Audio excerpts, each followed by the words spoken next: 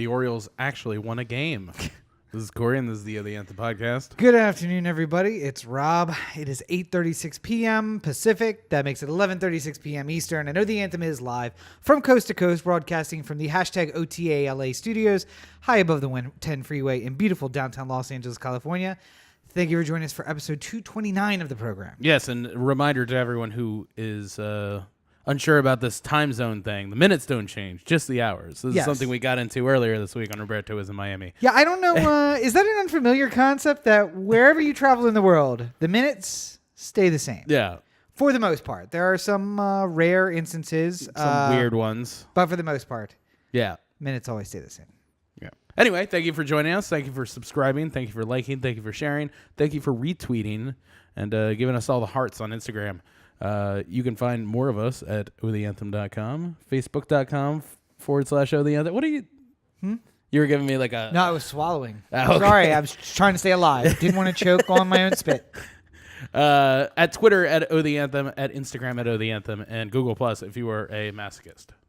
And, of course, you can reach us on the listener line, 443-219-7595. What's that number again? 443-219-7595. Obviously, if you're following along on Facebook, you've already hit that little bell that turns on a notification. You're going to join us live. If you do that, you can comment in the chat right here. We'll be taking comments and questions as we go along with the show. If you're listening during the week at otheanthem.com or any of your favorite podcatchers, you can just send us a message, text, voicemail at that number, and we'll read it on next week's show. So, as long as you give us permission to. If you don't give us permission, then we don't use it. Well, I mean, like, if I get a voicemail that's just like, fuck you guys. If it's anonymous, I think we can use it. Yeah. As long as it's not like, hey, guys, it's Jim. Don't use this, but... fuck you guys. Yeah. It's Jim's new voice. It starts off with the, like, hey, it's guys. Jim. I got a message that I don't want to play it on the podcast. Okay. Fuck you. Very much... You small dick motherfucker. Oh, now you're just channeling Rachel. I don't know what's going on. Uh... All right, anyway, so we got a lot to get to. So let's just jump right off the bat into our favorite part of the show.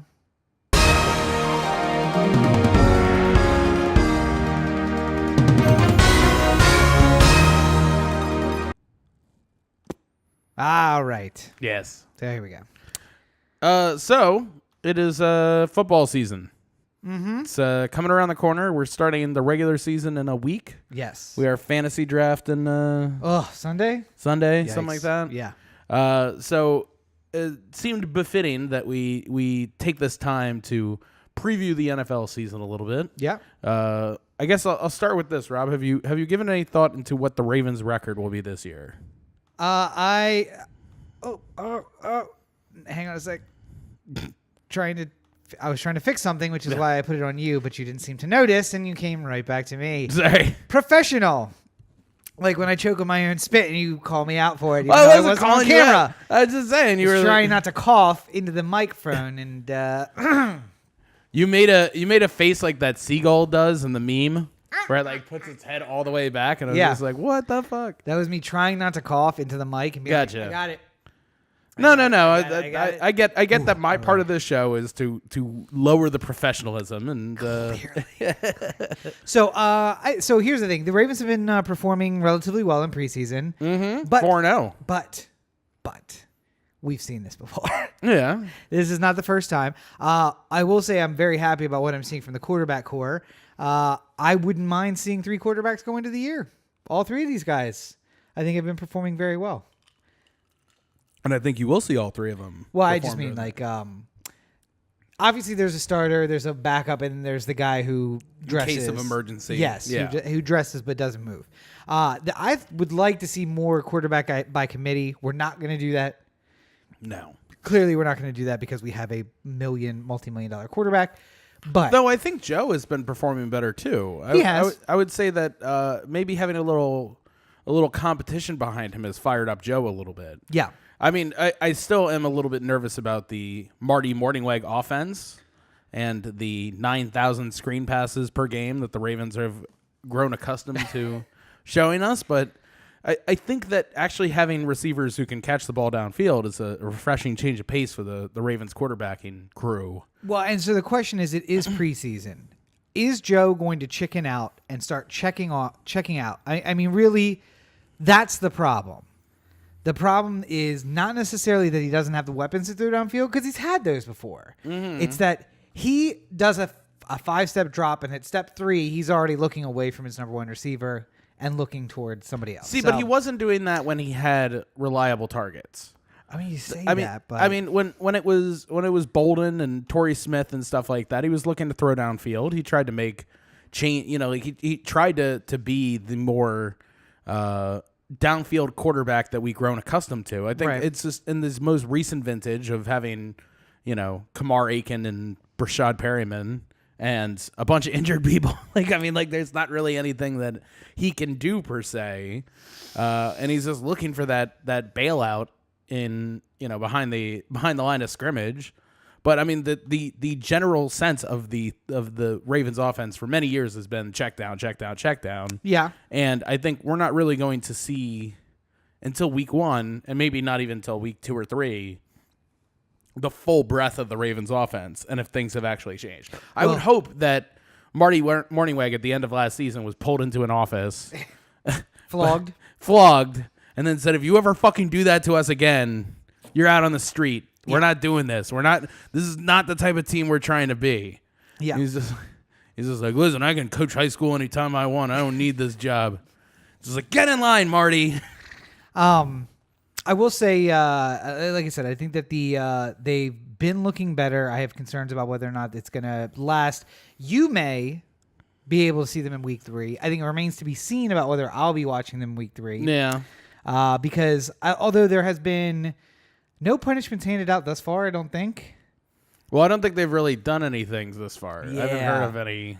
Yeah, so we'll have to see. We'll have to see what week 1 brings us. I suppose will be... is week 1 this Sunday? No, right. It's next Sunday. Yeah. Right. So, we will have to see where we're going to be there. I guess at the West Wing in North Hollywood, or no, Hollywood. Heart of Hollywood. The heart of Hollywood, right near my work, actually. So we'll see. I'll be there, but whether or not I'm there a week later, I guess depends on the NFL. Well, I mean, I guess with that. In that vein, I've been talking to a lot of people about this. It sort of feels like watching football nowadays sort of feels like being with the girlfriend who cheated on you. Mm-hmm. Like you deep down you see what made you fall in love with her. Yeah. And like why you like it so much, and like why you like being with her. But then every once in a while you're just like, God, why'd you have to fuck up so bad? Yeah. Like what? Why'd you have to ruin this? I mean, I didn't do anything to ruin this situation. You did it. Yep. And now I have to live with the consequences of, like, and the problem is that, like, I feel like, especially with, like, the Ravens, like, they kneeled in London, which offended, you know, a good portion of the people who were buying tickets to go to the Ravens games. Right. It feels like they tried to do everything they could to, like, walk the tightrope of, we're respecting our players' ability to protest if they want to, while still not making it seem like they're offending the fans who were offended by it. Yeah. And have managed to somehow get on the other end without too much damage done. Well, and if half the people at Dundalk don't come out to the game, I don't really think that's a negative. You know, they're the ones who are really offended by it. So. I mean, it's not the people. I mean, the problem with Baltimore traditionally, especially with, like, you know, sports events and stuff like that, is it's not the people in Baltimore who go to the games. It's the people who live in the suburbs outside of Baltimore that goes to the games. Yeah. And, you know, Dundalk, you know, if the whole town pitches together and puts in money to get 2 upper deck seats that they all split between them. Yeah. Like, you know, that's one thing. But, you know, like the people who live in Towson and Owens Mills and Whitemarsh, aren't they liberals though? What? They don't care about the protest. They're supporting the protest. They're liberals. See, but I think that there's a dirty trick to Baltimore liberalism. Okay. It's I believe everyone should have a fair shake, but I don't want to be involved. Okay. I want you to handle this on your own, and I don't want it to disturb me at all. And I want tomorrow to be better than it was today. I don't want to see but it. I don't want to see Yeah, I don't want to see the sausage being made. Keep it out my face. I want there to be racial equality tomorrow, and I want to do nothing about it.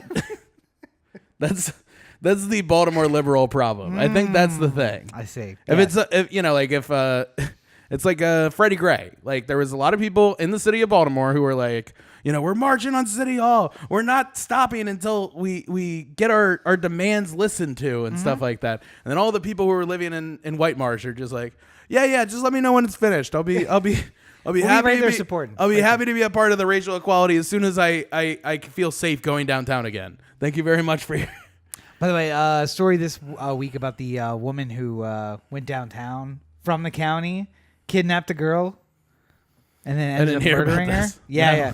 AA County's been bitching this entire time about the light rail, bringing crime from the city out. And then the first real example we have about light rail crime was a woman coming from the county into the city to kidnap and murder someone. So, yeah. Anyway, so Ravens football is going to be interesting. I think that we've had not a great couple of years in Baltimore sports. Last year, the Ravens did not do so well. Well, not the last couple years. Yeah. I mean, yeah. I think we started out this conversation with a general prediction about how the season was going to go. Yeah. And when it got back around to me, I was going to say, I don't know. I have no fucking clue. Yeah. Because the Ravens could be healthy all year long, and the team could be very good. I could definitely see a 12-4 version of this Ravens team. But I could also see a 4-12 version. Yeah, where literally nobody plays. Losing Marshall some Yanda's gone. Yeah. Joe Flacco's gone. All the receivers get injured in a bus accident. Like, Weddle and Jefferson and Suggs and everybody is just gone. I mean, we lose a cornerback or Weddle, maybe. Yeah, I mean, but there's been years here where we lose like an entire position. Yeah, where all four. I mean, that's how Kamar Aiken became a 1,000-yard receiver for us because the four people in front of him got injured. Yeah, and then he became the ace wide receiver and got all the passes. But he wasn't like a number one on any other team. He was just a number one for the Ravens because everyone was hurt. And again, so, I mean, if losing a running back and a quarterback in the same year, one for injury, one for not. And a bunch of offensive linemen who we always seem to lose. Yeah. Like, it feels like it's kind of like a hope springs eternal type of thing. Like, I'm looking into the season going, all right, we can fix this all. We can get back in the playoffs. We can make this thing right. And then there's also the part where I'm just like, everyone's going to be hurt by week 3. Season's going to feel over. We're still going to, like, be in it technically, but I just don't. We're going to travel all the way to Miami to cheer for the Dolphins. That's what's going to happen. Listen, guys, we want a good game out there. But cheer for the Ravens into the last 3 minutes, and then it's Dolphins. Come on, Dolphins. Yeah. So another thing that we have coming up this weekend, as you said before, was the fantasy football. And I will say my prediction was going to be 12-4. But I think I'm with you that's like best case scenario. Yeah. Like, there's a good team here. Well, I mean, like you talk about like drawing into fantasy football. Yeah. Like you talk about wanting to draft players with high floors and high ceilings. Or like, you might draft a player who has like a really high ceiling but a really low floor. Oh, yeah. And you just hope for the best. Yeah. Like your Deshaun Jackson types where it's like 1 week he might put up 1 point. Next week he might put up 30. What week will this be? Inevitably, I play him on the week that he puts up 1, not the week that he puts up 30. Right. That's unfortunate. Yeah. So here's my difficulty. I am having trouble getting into the football spirit this year. I've done no preparation for fantasy football whatsoever. I'm sure the Posse League will be happy to hear that. My normal domination... Rob, instead of focusing on like what players to draft or like what the depth charts are looking like, is just writing up new jokes about feast and famine leagues. Yes, like, absolutely. Yeah, in an old journal, just going like, this is like Thanksgiving, and this is like it's a Roanoke Colony. It's a Roanoke Colony joke, and it's gonna be good. But inevitably, year after year, I am the one who makes the most moves week to week. Yeah. So.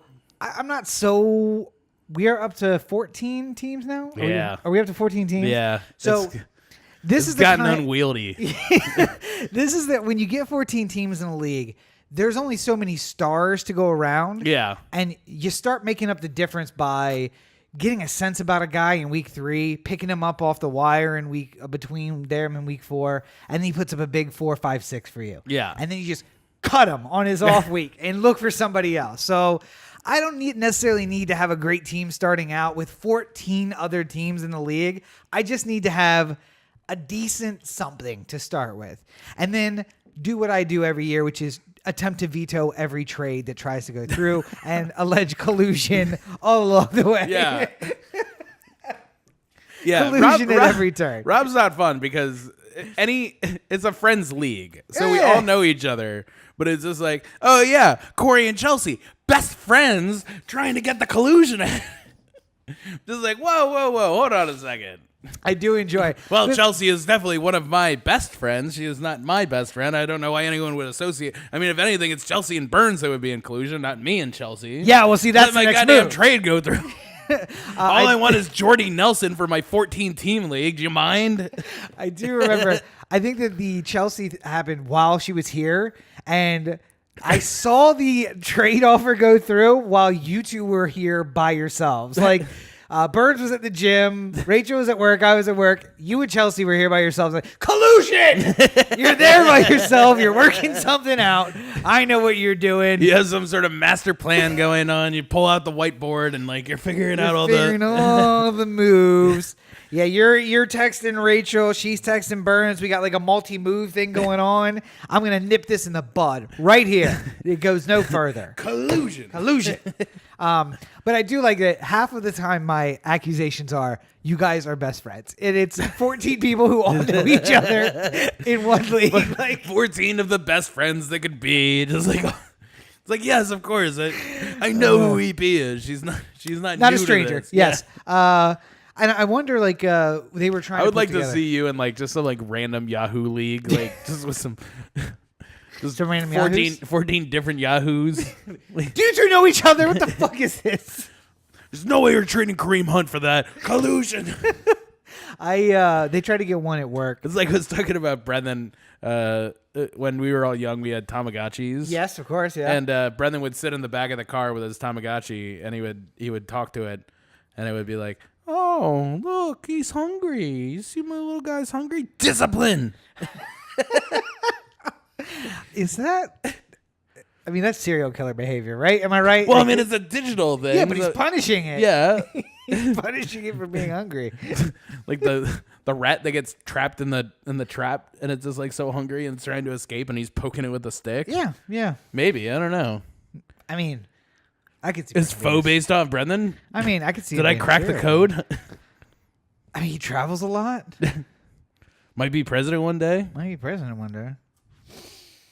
We used to call him Donald Trump when he was a kid. Ah, did you really? Yeah, because he had the The other time. yeah. Oh, wow. That's some food for thought. Yeah. Anyway, so fantasy football's coming up. I've done no preparation. Corey has done 19 mock drafts already. I haven't done a single mock draft. I've listened to a lot of podcasts. Yes, I've not even done that. I think the problem though with podcasts though is that they sneak one piece of little useful information in the middle of like 45 minutes of. While you're driving too, like, wait, what was that? Who's gonna be a good sleeper? And I go rewinding back, and I'm just like, just say your fucking name. Say the name every single time you talk about him. Like, I find this in baseball. And like, I have a really nerdy baseball fantasy show that I listen to, and they talk about a player like right up at the front, and then they get into like a 10-minute conversation about him and never use his name again. He, Yeah. him, ho. Well, he's been doing really good for the Angels recently. I'm just like, who is it? Who's the person? Say his name. And then at the end, it's just like, yeah, well, Mike Trout is great. I'm just like, he's not available in my league. Why are you talking about him for so goddamn long? I ain't picking up Mike Trout this weekend. Yeah, If it what was league that is easy- Mike Trout available in? If it was that easy, I'd do it. Trust me, I'd have Mike Trout. I wouldn't need you to tell me to pick up Mike Trout. Thank you. So yeah, any fantasy football tips for the folks at home? Oh, any thoughts? Tips or tricks for those who are listening? I mean, I think that if I were in the catbird seat of like the number 1 pick or number 2 pick or something like that, Yeah. I would have to seriously consider taking Le'Veon Bell. And Okay. here's the reason why. I mean, I think that's a safe pick. For well, it one, is, so, but I'm saying like why I think it's particularly safe this year is that Le'Veon Bell is in the last year of his contract, and the Steelers aren't going to pay Le'Veon Bell prices to keep him. Right. So I imagine that their plan this year is to run him into the motherfucking ground. So he's probably going to get like 400 carries and do Le'Veon Bell things. And the combination of those two things make me feel like no matter what, you're going to get a really productive, and he's going to want to prove himself and get the big contract.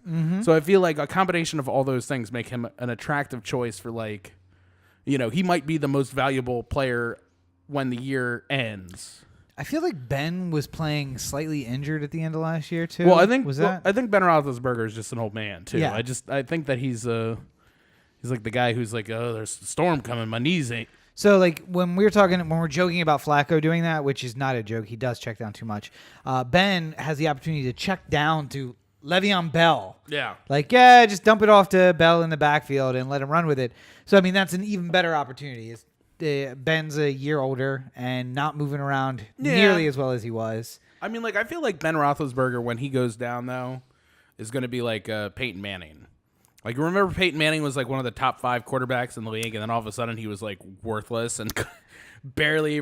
Denver overpaid for him. Yeah. Barely worthy of being on the field. And but you say Peyton Manning. When I think of Ben Roethlisberger, I want him to go down like, Joe Theismann. That's how I want him to go down. Yeah, that would be preferable. RG3?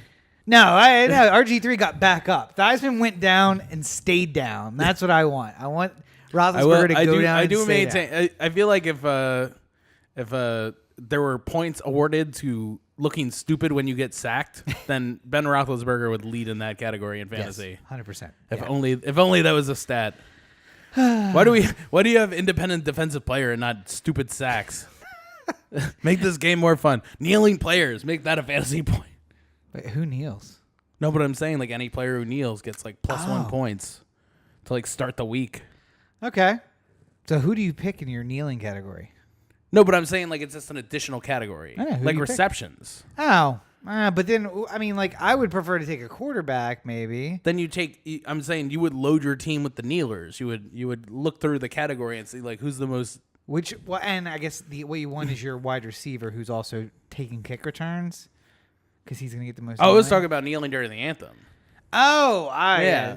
That's political, and I'm not trying to make this political, Corey. I don't know why you always try to make the podcast so political. Anyway, any other thoughts for fantasy football other than the obvious Le'Veon Bell is the first choice? Le'Veon Bell's a good football player. I think that covers it. I don't want to give away too much of my secret sauce here. Yeah, people are listening. Because then I don't want to say something like I heard through the grapevine that David Pitta might be coming back, and I might take him on a late round flyer. Mm-hmm. And then all of a sudden, like Rob walks into the draft room with just one piece of paper with David Pitta written on it. Just like, I'm gonna get him before Corey does. I mean, Corey was talking on the podcast about maybe taking Pitta in the 15th round. I think I'll snake him in the 14th just to make sure I'm good. Say a safe bet that I'm going to take my quarterback round 1. Everybody knows round 1's the best round to take your quarterback. And defenses and kickers. Kickers and defenses. First overall pick, LA Rams, defense. Oh, man. Who was it the first year we played where people were late and were auto-drafting kickers? No. It was the first year we played. It was the first. It was after Tucker's first season. Yes. So he had captured the hearts and minds of all the women in Baltimore. And everyone wanted Tucker. But everyone was just like, I'm going to take him 5 rounds early just to make sure I get him. I'm not leaving Tucker on the table. It's a kicker. Like the 6th round rolls around. It's just like, Justin Tucker. Like, whoa. And then you see six girls go like, oh, man, I was just about to take him with my next pick. And in the 6th round. Yeah. All right. Well, yeah. So stay tuned because you'll be updated week by week on fantasy football as I slip lower and lower in the standings. Yes. And that's it for Sports Ball this week.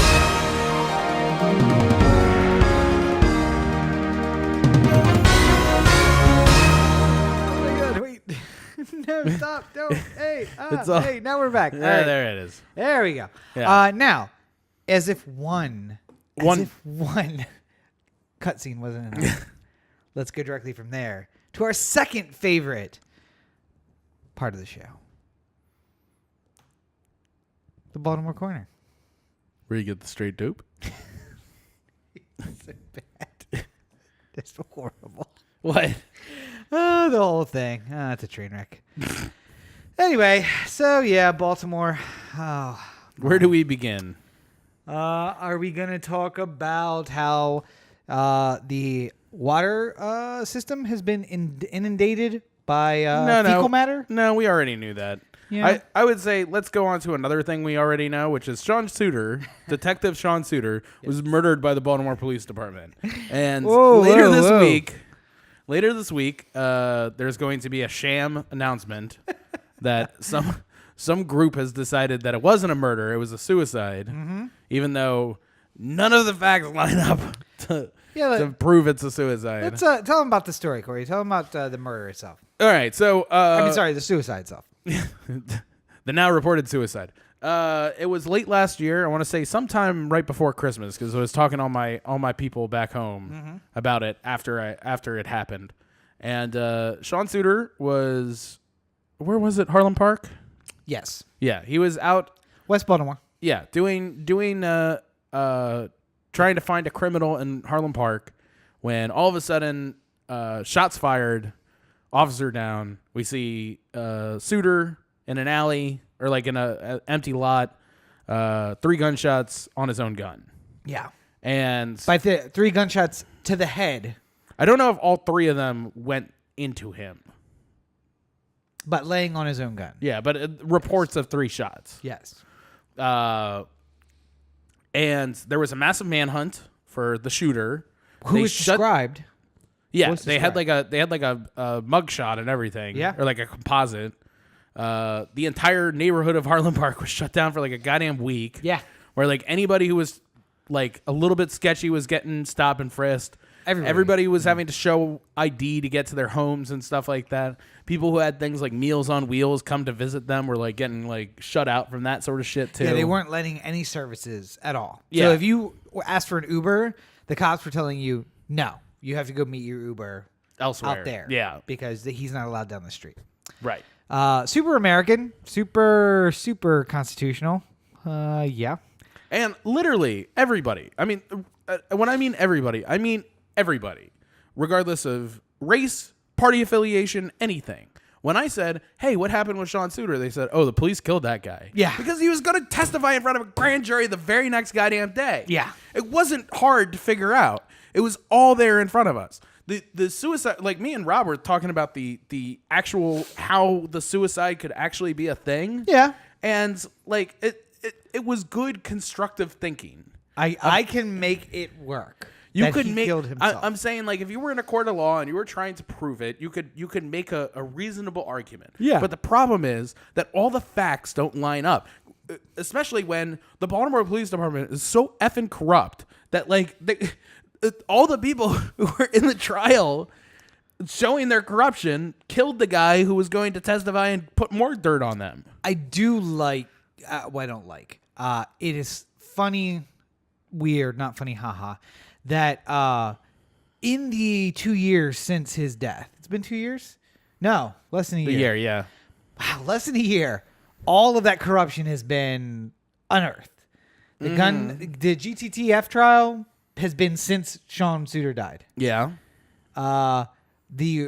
We are selling drugs from Philadelphia. We're shipping in weed from Washington and selling it. Like all of that. All that happened in the last year since he died. Oh man, it's weird to think about that. I feel like the only way we're ever going to solve this is we can wait until they release the actual report. I'm fine with that. But as soon as they do, why don't we all just go down to City Hall and just wait outside until Pew says something about it? Because her Twitter's been quiet today. Yeah. She's been ghosting since she walked around the neighborhood of Ben Jealous, trying to pick up votes in Baltimore City.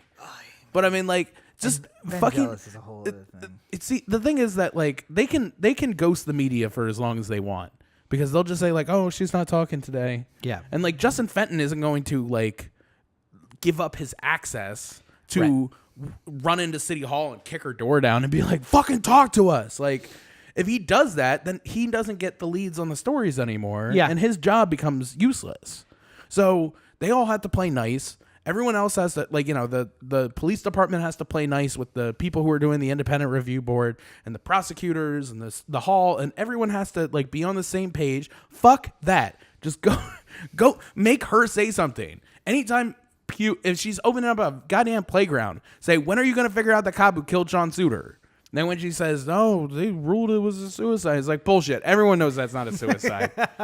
Don't bullshit us. Even the chief at the time. Oh, that's the best part. Kevin Davis came out in a Baltimore Sun article today and said, it probably wasn't a suicide. He was probably murdered. And the reason why they're calling it a suicide is because the Baltimore Police Department doesn't take well to not solving cop homicides. Which, yes, probably, yeah. Yeah. If you can't solve the one most important case of the year, which I argue that, any one of the 300 murders a year is probably pretty important. But I mean, like...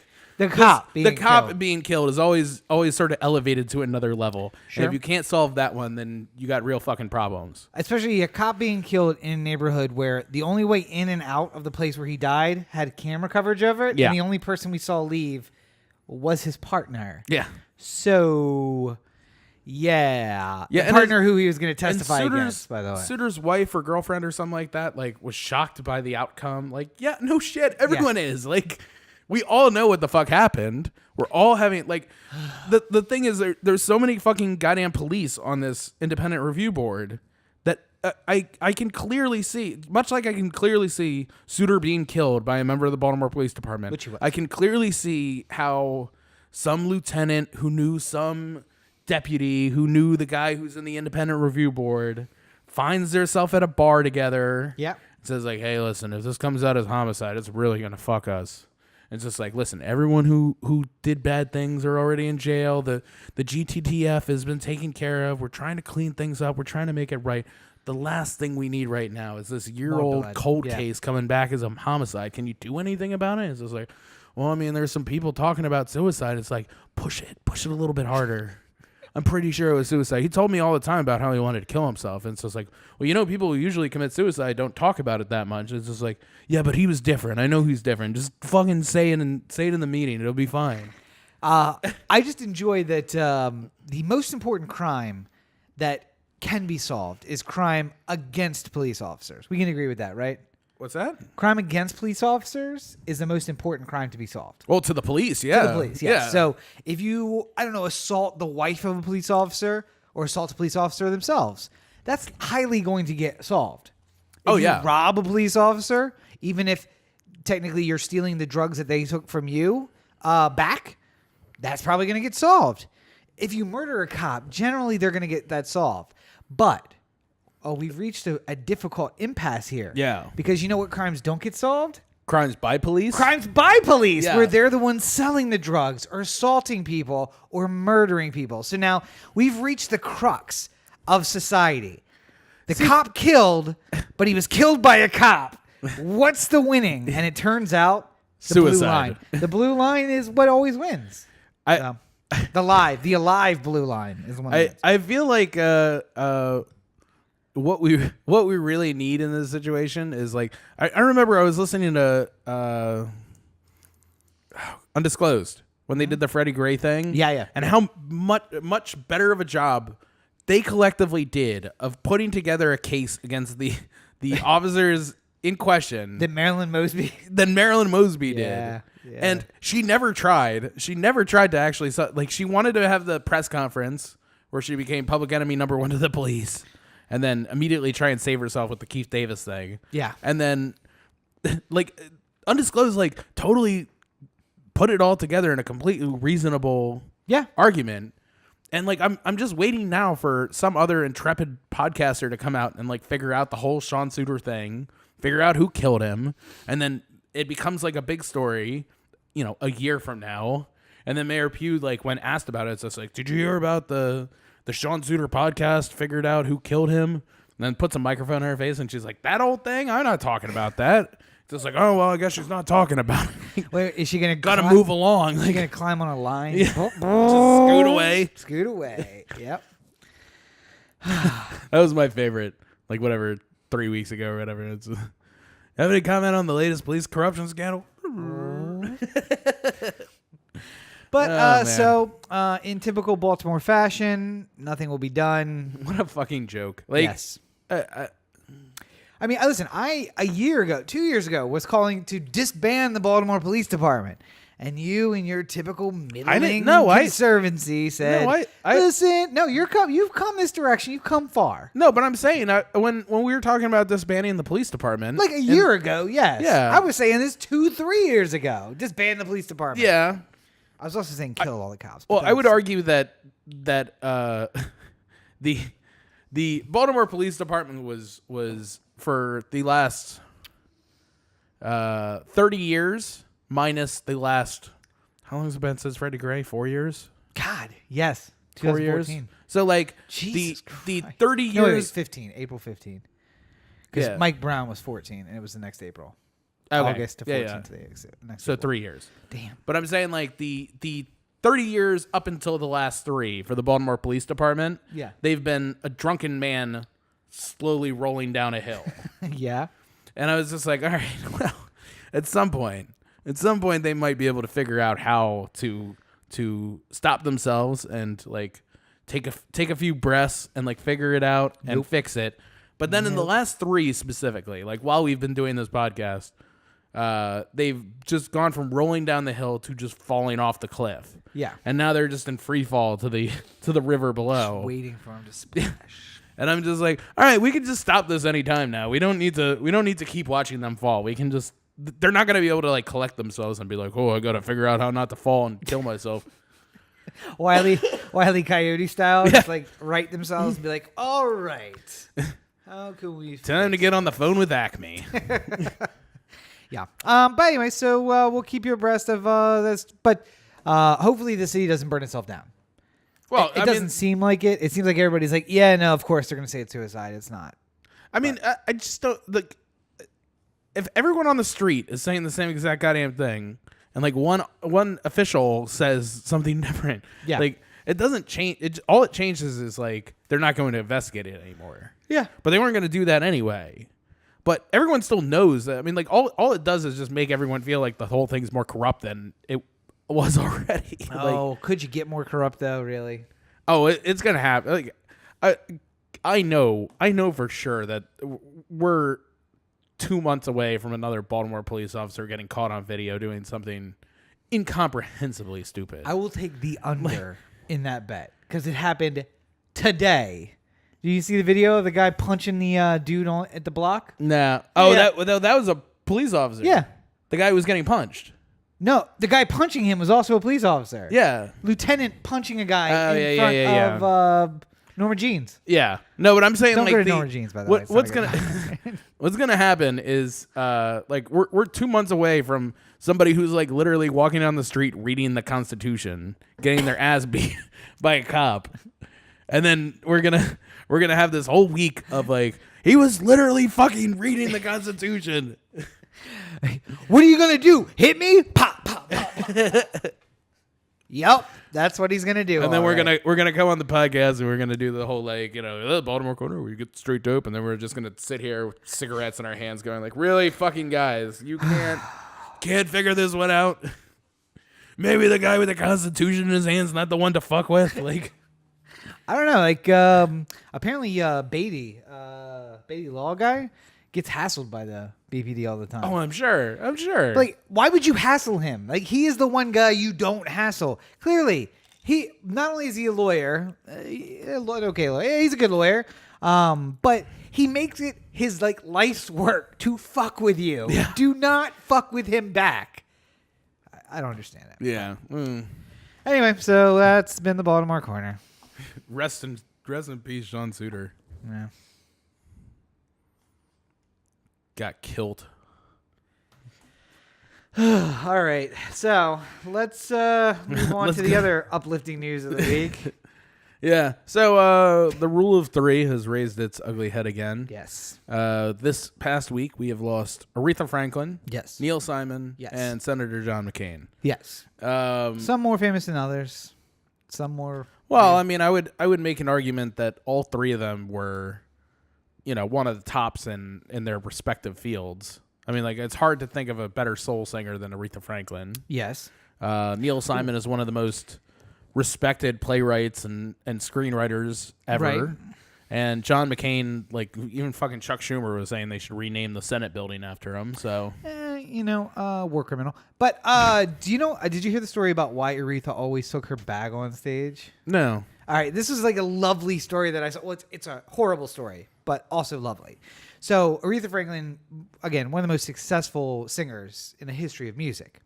And oftentimes she would take her bag on stage with her. And the story came out that the reason she did that is because when she started out in the 50s in the South, that she would have... So if she had a dispute with a bar owner over them paying her, she could never get the police to enforce that. She would go to the police officer and say, hey, they said they were going to pay me $100. They didn't pay me. And because she was a black woman in the South and most of the bars were owned by white men, the cops would be like, well, too bad. So she would ask to be paid in advance in cash. Mm. So that means now she's holding on to $100 cash. And what's she going to do? Leave that in her purse backstage? No. She's going to take it on stage with her. Yeah. And she got so used to singing with her purse on stage with her that it just became kind of part of her thing. That's interesting. And now she's 60 years old and a multimillionaire, but still has her purse on the... Because it's like one of those things that if, you get used to doing it that way. Mm-hmm. I keep moving to this. When you get used to doing it that way, you just keep doing it that way. So how about that? Yeah, I didn't even know about that. That's interesting. Fun fact Story for Aretha Franklin. And, sad that she... I will say that these three deaths were very sad, and they impact their respective fields greatly. But better than I was reminded this week of the Russian actor who was in Star Trek, and I'm gonna say how he died, and it's gonna be the worst part. But he got pinned by his SUV up against the gate. Oh yes, I remember who you're talking about. Yeah. He's like 26 years old. Yeah. So the one thing I can't remember his name right now, but I know exactly who you're talking about. He was in the new Star Trek as Wessel. Yeah. He was in a lot of things, though. Yeah, no, he was in a lot of... He was in that movie Like Crazy. Mm-hmm. What is his name? Not important. Yeah. It is important. It's not important for us to remember right now. Yeah. Anyway, so one of the arguments, discussion that I had with people at work was, it's the difficulty with what we're going through now is a lot of the people who are really famous are reaching the age where they're getting older and people are going to start dying. Like, that's what it is. Right. And I think it's especially tragic when a young person dies, but Aretha Franklin, Neil Simon lived a very full life. They entertained us for decades, and they were the first of that generation of superstardom, where like you're not just a star in Tennessee, you are a star nationwide. Yeah, I would argue that they might be part of the... Like, there's a generation that's going to start dying here that is going to be the last generation of really great, incredible, like, especially in, like, music and things like that, where, like, we're going to have, like, the guy from LMFAO starting to die. Yeah. And the credits are going to be, like, it's going to be one day when he's 80 and he passes, it's going to be like Red Foo, who... Do you know who the Red Foo's dad is? Yes, I do. And that's why it fucking hurts me so goddamn bad. And listen, Aretha might be dead, but guys, focus. Barry Gordy. Tekashi, still alive. Oh my God. So music will be safe. 9 for 9! Try away! I'm just going to say, like, one day, it's going to be the obituary of Red Foo. We're going to have Chris Cuomo on CNN going like... Wait, Chris Cuomo's going to outlive... the drugs and everything, sure, probably. Red Foo died today. He's going to look like Wolf Blitzer. Red Foo died today. The man who... what did he do? He didn't actually play... He didn't actually play music, so am I calling him a musician? He's sexy and he knows it. He didn't sing either. He emitted his vocals into a microphone and then they made it sound like singing. Whatever. Red Foo died. That's what we're gonna end up with. He's sexy and he knew it. Dead at 93 years old. 93. Poor Red Foo. Can we just shoot some obituaries? Some random obituaries. Yeah, let's make up some funny. Well, people. like if you work at like CNN or NBC or something like that, you have to prepare obituaries like in advance. Who is it that did Tom Brokaw's On Vacation obituaries? Man, it was like an SNL bit. Yeah. Dana Carvey? Was Dana Carvey Tom Brokaw? Baby. Oh, man. I feel like that's really funny. You guys should look that up. Somebody doing Tom Brokaw's pre-vacation obituary bits. And just like in the middle of it, he's like, really? We think he's going to die? Like, just in case, Tom. Just in case. All right. It's just him reading obituaries. And it's ridiculous and very funny. Yeah. Anyway, so Aretha Franklin and Neil Simon are part of that entertainer generation. Yeah, and I mean, like Neil Simon in particular, I think that first of all, everyone spoke incredibly of him, like glowingly of him, and I just if nothing else, other than all his credited works, think about this. Just imagine if you were a writer in this room, a scribe in this room, the Sid Caesar writing room with Neil Simon and Rob Reiner. Yeah. And Mel Brooks and Woody Allen and like you. Yeah. Like all those people in a room. It's the most ridiculous writing room ever in the history of entertainment. So here's like maybe a slightly upsetting thing that I'm going to say, but the problem as I see it is that those guys still have way too much traction. So as they start to die off, there's going to be more opportunities for guys like us to write, because right now that room, all of them are alive except for Neil Simon, and they're still writing stuff. Yeah, but none of them are in a room anymore. That's the thing. But they're still writing Mel stuff. Mel Brooks got to the point where he didn't have to be in a room anymore. Right. He could just write his own. I don't want to be in a fucking room either. I want someone to pay me to write features, and I'll stay at my house and do that. I know, but you get in the room, you prove your worth, and then you're allowed to do that. Yeah, but no, you don't have to get in the writer's room though. No, I get in a meeting room and prove that. Yeah, but as long as Rob Reiner's like, you know what, I'll pop out another piece of shit movie, then they're gonna give him a fucking movie. See, I think that the more and more I realize it's not like there's a limited commodity of money that is necessarily going to any number thing. Hold on. Okay. I think that talented ideas do, with exceptions, obviously we're going to get like, from Justin to Kelly every once in a while, but I'm saying like generally speaking, good ideas rise to the top, and what's the phrase, like a good tide rises all boats or something like that? A rising tide raises all boats? Something like that. I can't remember the exact one. But my point being that rising tide lifts all boats. There's no point in saying like, oh, if only fucking Rob Reiner would get out of here, then the rest of us could have some Hollywood money. Well, not just Rob Reiner, no, but I'm all saying, of those old guys just retire and stop writing. No, but that's not gonna make more jobs for you. It's not like they go like, well, we had this bank of money that we were gonna give it to Rob Reiner, but now that he's not here, I'm gonna find some hopeless saps on the street. Like, no, so like a podcast interview I saw this week that said 99.95 of percent of scripts that are read by readers are rejected. Yeah. So if we can make that 98.5, just 1 percentage point makes all the difference in the world. And most of those most of those 99% should be rejected. Most of the people who write scripts write horrible, horrible scripts. Yeah. Unreadable, unfollowable. Like, if ever, and this is really mean to say, and it's really inappropriate for our like RIP to all the great writers, but maybe it's appropriate for that. But go on forums where people who are just like posting the stuff that they write, like, hey, I've been a screenwriter for 10 years, and here's the first act of my screenplay. Let me know what you guys think. And you read it, and I'm like, this.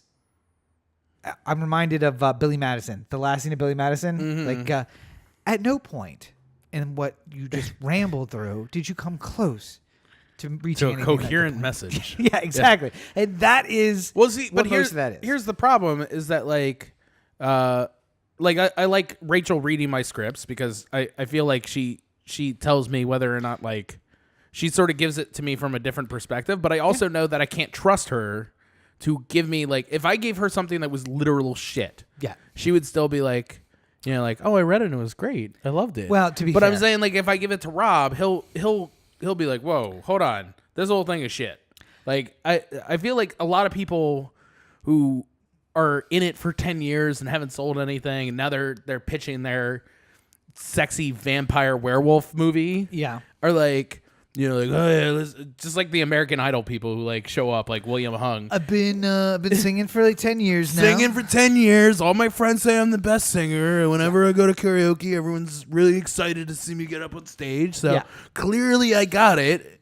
And then you go up in front of everyone, and then Randy's like, "It's gonna be a no for me, dog." And this person's like, "What do you mean? I've been told I'm so talented the whole." Yeah. It's like I read a report recently that said maybe it's better for kids, even if they're gifted, not to tell them they're gifted.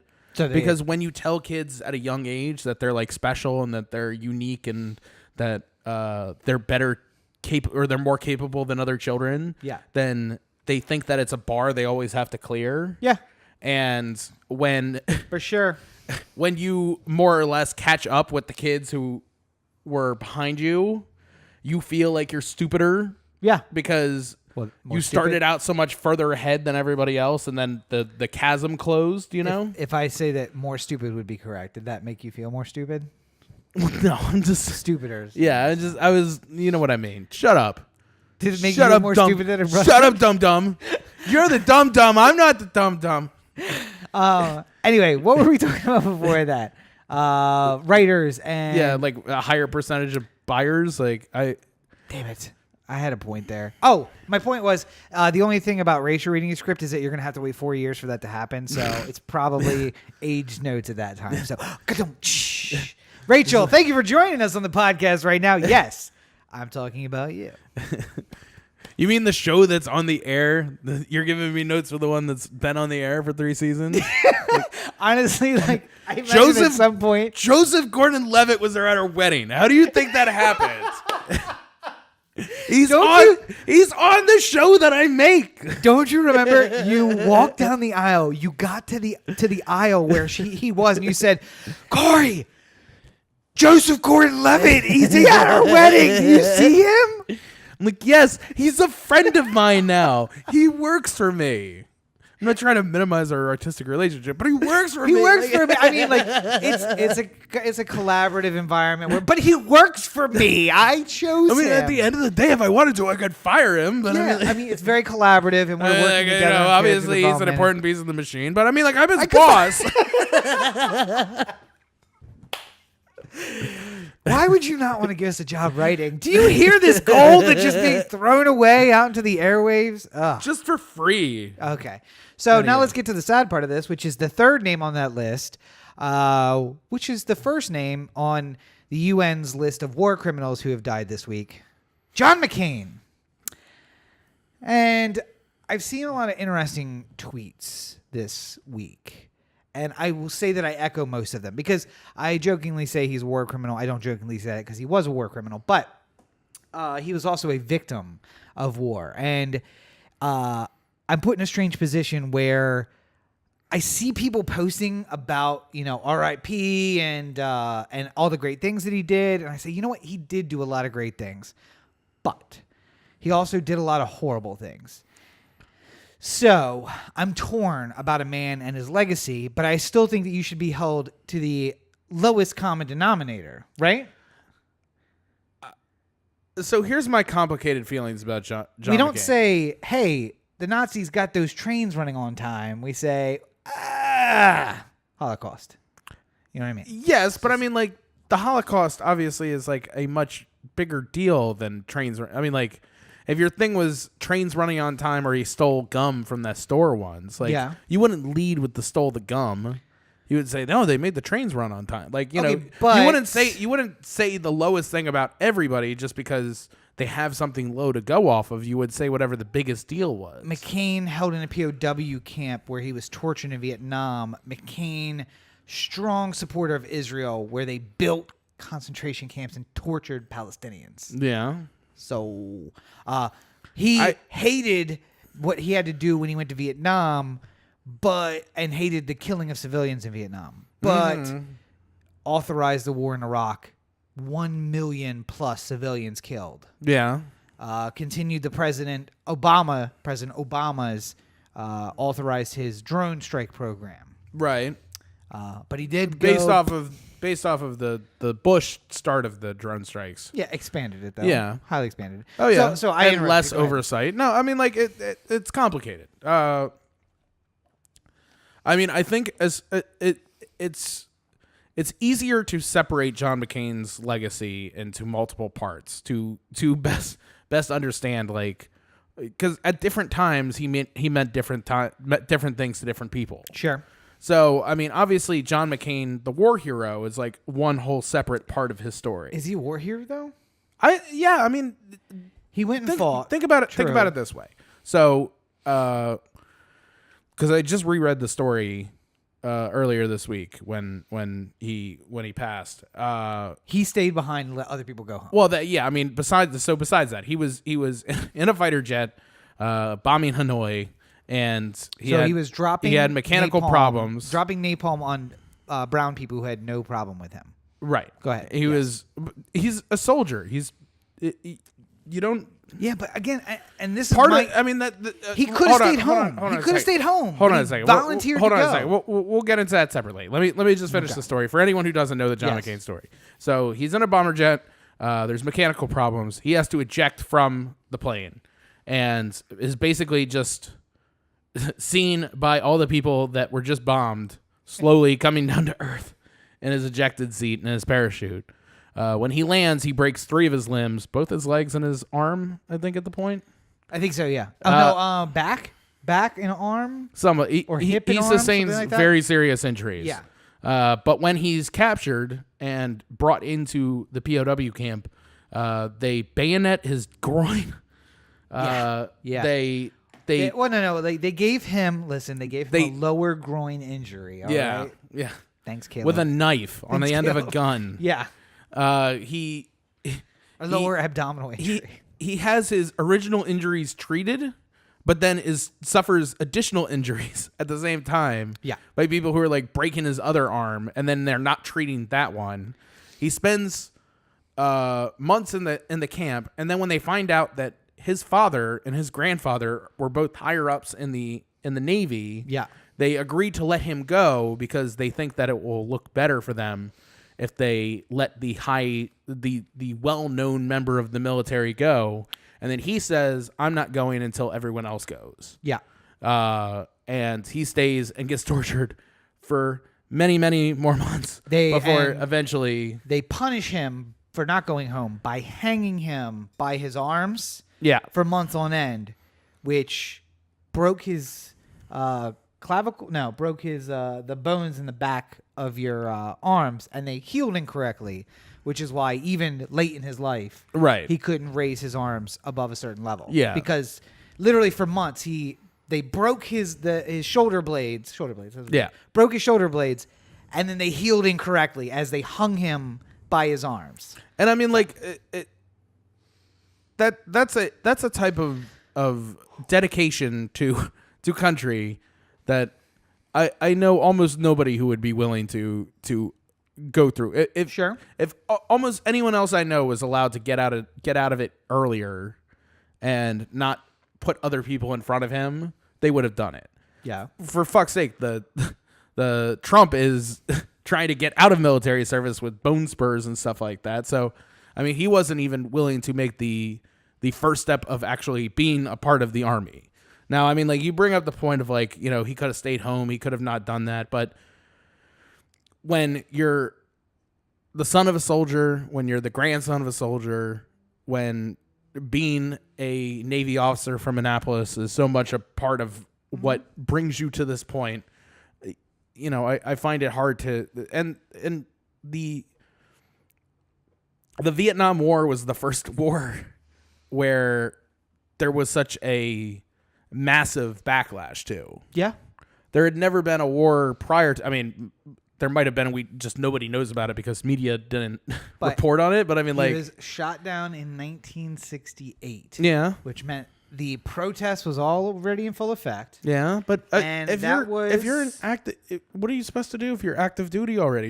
You go to the... No, you don't go. Let me tell you the words of another man. Dishonorable discharge. That's fine. Let me tell you the words of another man who got drafted and didn't go. Why should they ask me to put on a uniform and go 10,000 miles from home and drop bombs and bullets on brown people in Vietnam, while so-called Negro people in Louisville are treated like dogs and denied simple human rights? No, I'm not going 10,000 miles from home to help murder and burn another poor nation simply to continue domination of white slave masters of darker people the world over. Yeah. What about that? Why not that? That was Muhammad Ali. That was Muhammad Ali. Yeah. And because John McCain was a white slave master. He was a rich man from the South, and the military service was huge in his family, so he didn't mind going and killing brown people, especially if he could do it from a distance out of a plane. And he didn't have to put his ass in a rice paddy.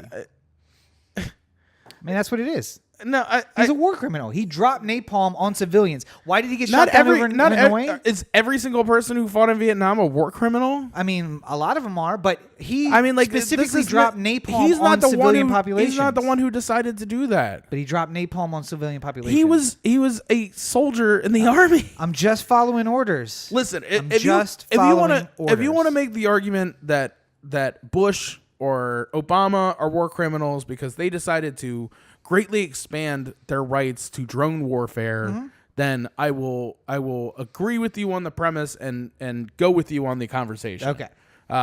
Could you at the end of it convince me that both of them should spend time in The Hague for what they did? Yeah, probably. If you're trying to convince me that an individual soldier who was not even at a senior leadership position, he was a second lieutenant when he was shot down in Hanoi. He wasn't the commander of the Navy or anything. He was the commander of the air wing. He was not the one who was putting together these plans. He was not the one who was saying tomorrow we're bombing Hanoi. Okay, well, he was the one who was in charge of getting everybody below him in the plan and executing it. When he approved the war in Afghanistan, was he a member of the group that helped to do that? But literally everyone did that. See, here's the problem. There's 100 of them, none of them have any fault. No. 98 people voted for the authorization of use of military force. So none of them are at fault. That's how this works. I'm not saying none of them are at fault, but I'm saying they should all be up on war crimes. Everybody went. He's one of them. If literally any war equals war crimes, then yes, you're going to have a lot to be upset with John McCain about. The way that we wage war, it is. He dropped napalm on civilian populations. He got shot down over Hanoi. Talk to Nixon about that. Bombs. Nixon would be over civilian populations. Nixon would be the person you would be talking about war crimes for. Then he's the one who did. He's the one who decided to bomb Cambodia and Laos and everything like that, and that was completely separate from the whole Vietnam. Okay. How about the actual thing that was going on? How about a 30-year career in the Senate where he did everything he could to keep poor and especially people of color down? He did everything he could to make white rich people more rich and more powerful, and everything he could to take away the franchise to put down people of color and people of lower socioeconomic. I understand that you're going to be upset with the Republican for being Republican. I mean, but then you need to understand that. To be honest, I don't care that he's dead. He was one of the more moderate Republicans we had for a long time there. In comparison, yes. so much so that like the Maverick label that became part of his campaign thing was based off of the fact that he was we never knew what John McCain was going to do when he actually got to the floor. Most of the time. It was like when we talked about Kennedy in the Supreme Court. Yeah. Like most of the time, he was going to be a Republican. But from time to time, just some weird issue would come along, and Kennedy would be the moderate voice of reason on it. And we'd be like, oh, hey, we have gay marriage now because Kennedy decided to wake up today. Controversial hot take. My cheers to Comrade Brain Tumor, who finally did what the Viet Cong never could. I think you are ridiculous, and it's a stretch way too fucking far to say that somebody who is serving is responsible for the things that for the decisions of he is responsible senior level for the blood on his hands. For the last 50 years. For the last 50 years, he's been making decisions that have killed. You would never say the same thing about if you knew a serviceman who was part of the front to take down Japan at the end of World War II, okay, like you wouldn't say like like, oh, that part didn't need to happen. We already took care of the Axis. Like we Japan was just hanger on, and we could have like starved them out essentially. Like there was no reason we had to actually go and drop bombs or anything like that. You would never say to the guy who pulled the lever on Hiroshima and Nagasaki that he's got blood on his hands for the decision that somebody else that Sure. You're right, I probably wouldn't. But what I would say is if that guy then became... He's following orders. If that guy then became a warmonger and continued to kill American servicemen for the next 40 years as a member of Congress and in the Senate, then yes, I would have this opinion of him. That John McCain was tortured after he was put down. He supported Guantanamo Bay and enhanced interrogation techniques, despite the fact that he had been tortured in a Hanoi Hilton. Yeah. So... he had been tortured and advocating using torture on other people. He bombed civilian populations. I don't think he was advocating torture. He was just not. He was not going to shut it down. Sure. So yes, if the guy who pulled the lever in Nagasaki and then felt guilty about it and lived the rest of his life building houses for the homeless, I don't think he should feel guilty. I mean, he was a serviceman who was doing what he was told. And then the next 40 years he spent being a warmonger and trying to make people at home poor and sick and make people you're looking back on his entire life in the vein of the last couple years.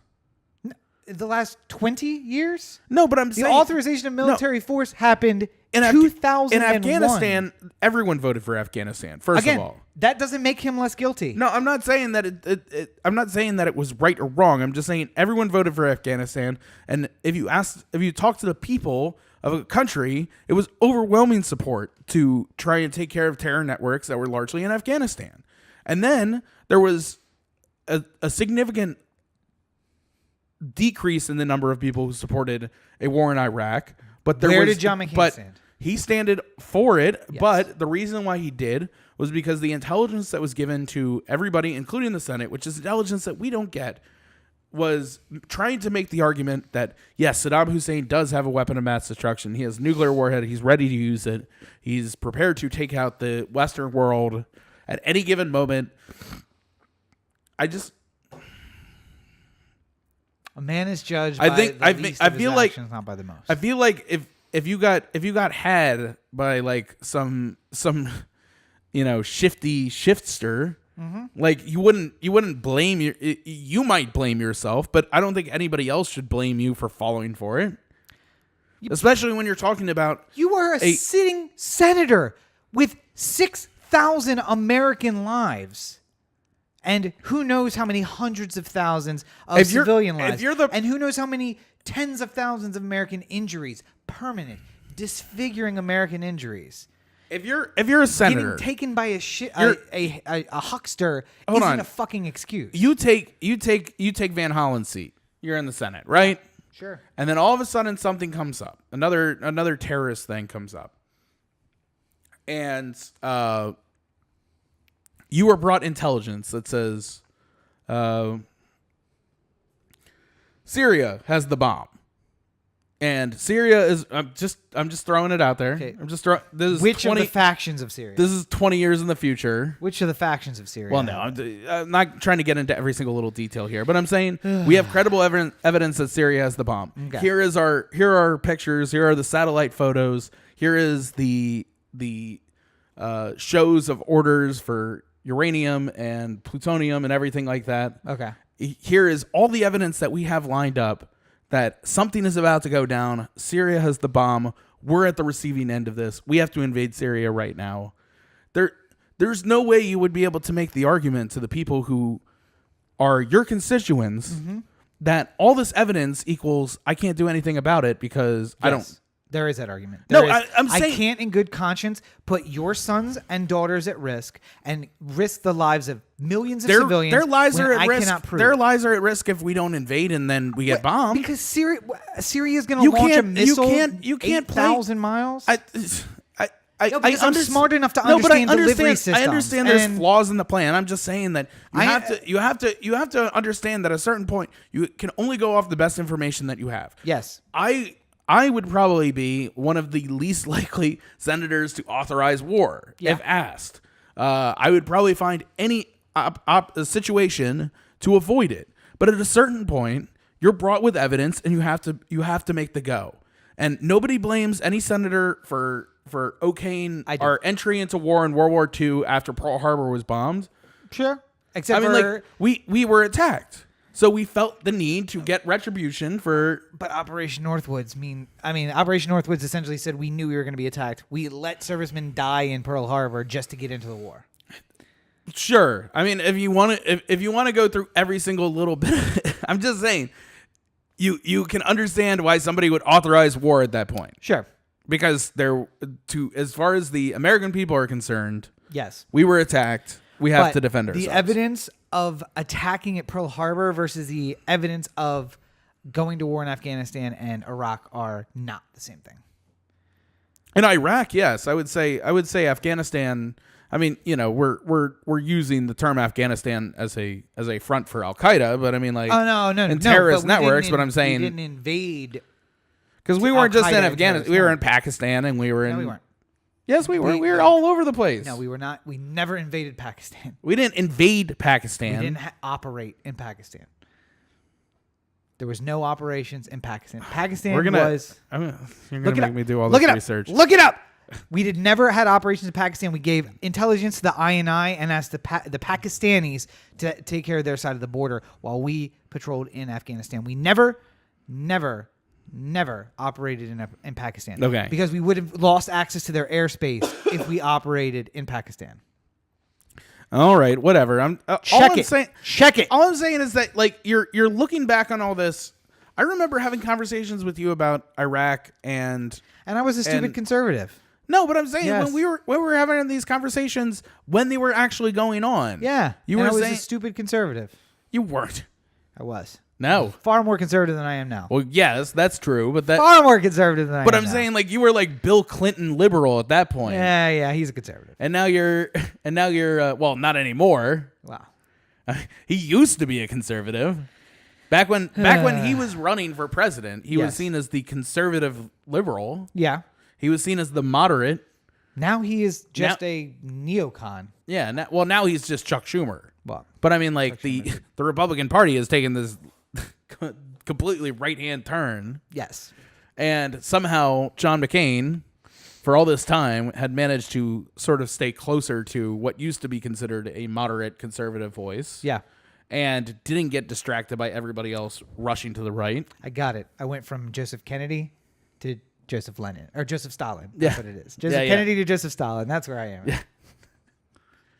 All I'm saying is that at the time... Oh, Jerry, it's gold.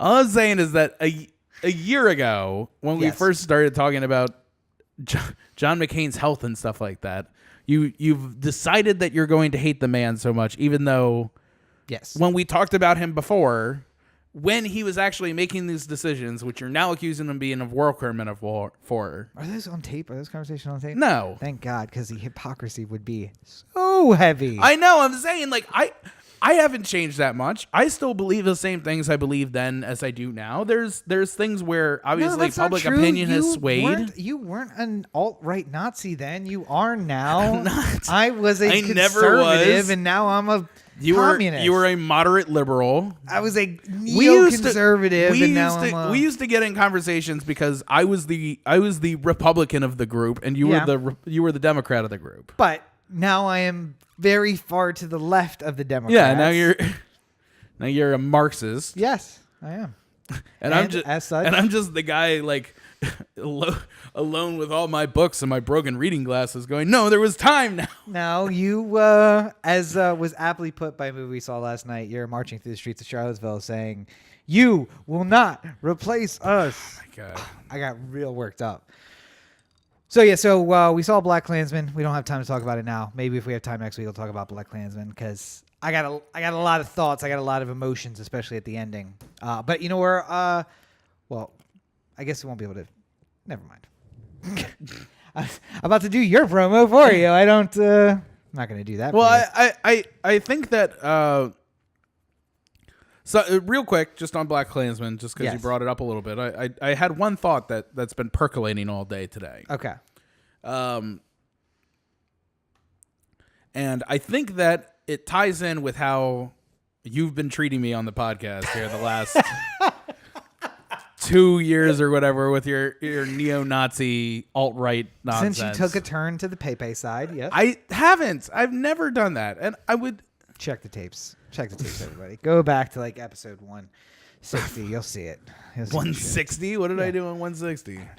They're not. Just some random episode. They're not actually going to look at it. And if I say an episode, it makes it seem like it's legitimate.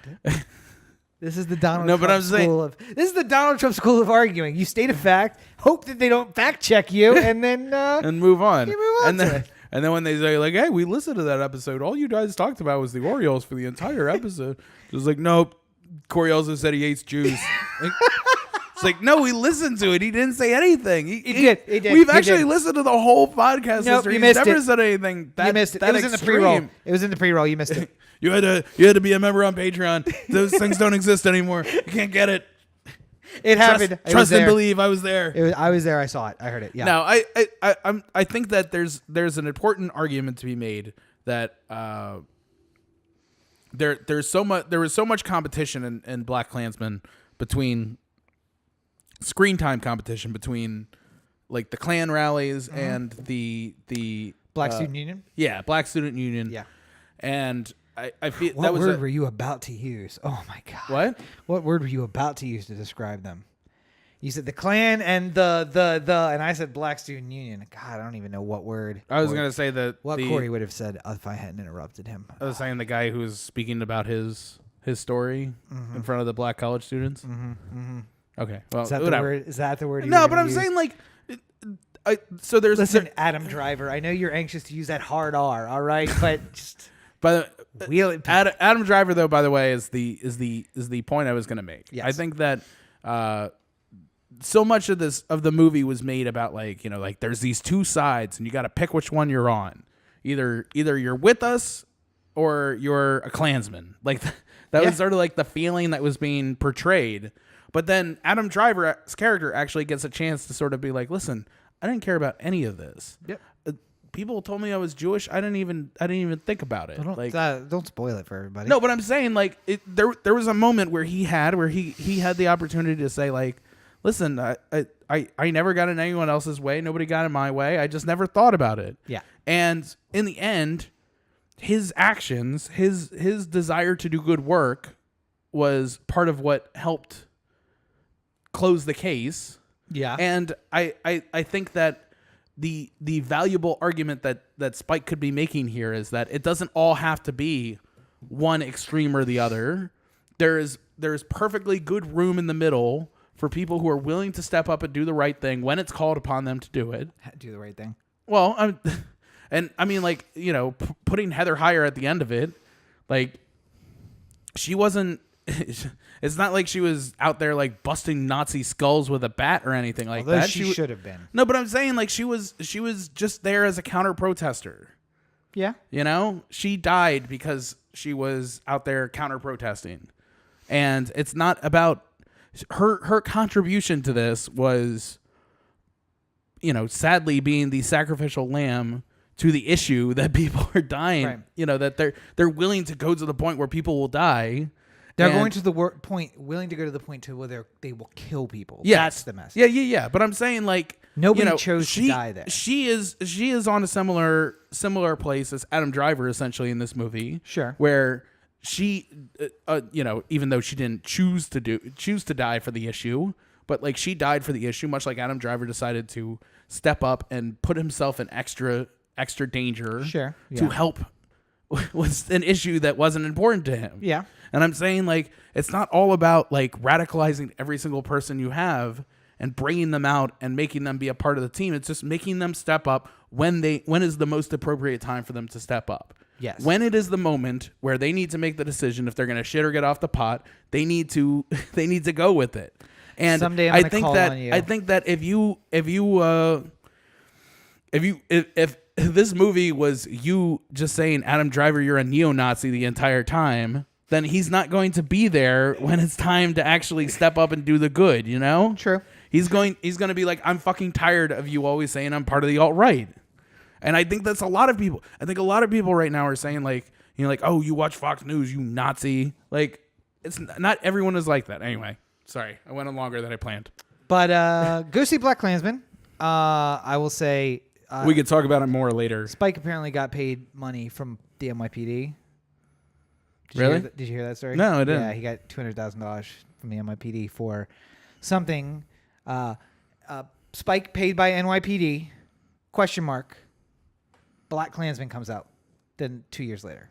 So we'll talk more about it later. I'm just not happy with Spike Lee right now. I think the overall You're not happy with Spike Lee? No. Really? No. You were pretty happy last night. I was happy walking out because, I was like really worked up walking out. But all I could think of is this this image that I always see of like an old Italian communist who's like, if you see a fascist, you tell him, I will not argue with you. If I can, I will kill you because you'll try to kill me eventually. And I'm not going to let that happen. That's what I thought of walking out. Thankfully, Antifa is there to try and fight these people because they want nothing but your death, not my death. By the way, I had this idea. I had a dream actually last night about something. Okay. And it's going to be interesting. I think it makes like an interesting screenplay, but it's fictional, but it almost makes it an interesting real life thing too. But maybe we'll talk about that in the future. And we'll talk about like Black Klansman in the future maybe too. So I guess we'll see. Well, if you want to find more controversial opinions, you can go to otheanthem.com, Corey to otheanthem.com, O The Anthem on Facebook, Twitter, Instagram, and the listener line 443-219-7595. What's that number again? 443-219-7595. Oh, me? You can find more of me at CoreyBakerFilmmaker.com, Facebook.com/CoreyBakerFilm, and at LegendCB5 on Twitter and Instagram. This is going to be a big week of reviews because I have Crazy Rich Asians and I have Black Klansman coming up this week. Looking like Wednesday and Friday. It's a big week. They've been recorded, so check the YouTube for those reviews. All right. And, of course, you can find more of me on all your social networks at Robert N. Cheek. Make sure you check out robertncheek.com where you can find links to my political blog, the news website, and the books, which are available on Amazon. Buy Rob's books. And a big thank you to a couple of people who actually sent me pictures that they bought my book this week. It was odd that, I haven't heard anything from a while, and then I got text from 2 people saying, hey, by the way, I picked up your book. I'm like, hey, okay. By the way, there's a 4th one out. To everybody who just bought the 3rd one, there's another one out after that, The Calls. So make sure you check that out. It's available on Amazon. Excellent. And everyone's still reading the Wattpad, the Sharon Wattpad? Everybody should be reading Wattpad. I haven't looked at the thing because I've started writing the new thing. So I've stopped obsessing about the stats on the old thing while I'm writing the new thing. Yeah. But yes. So yeah, check out Wattpad, thewattpad.com. Make sure you follow along because as I write new stuff, I'll post it on there and you'll get alerts that I have new things out. So why not? All right. Well, I think we've done good here today. We've done something. I don't know if it's good, but as always, you're listening to the O The Anthem podcast, part of the O The Anthem digital network. For Corey, this is Rob. Have a great week, everybody. R.I.P. John McCain. Since Rob won't say it.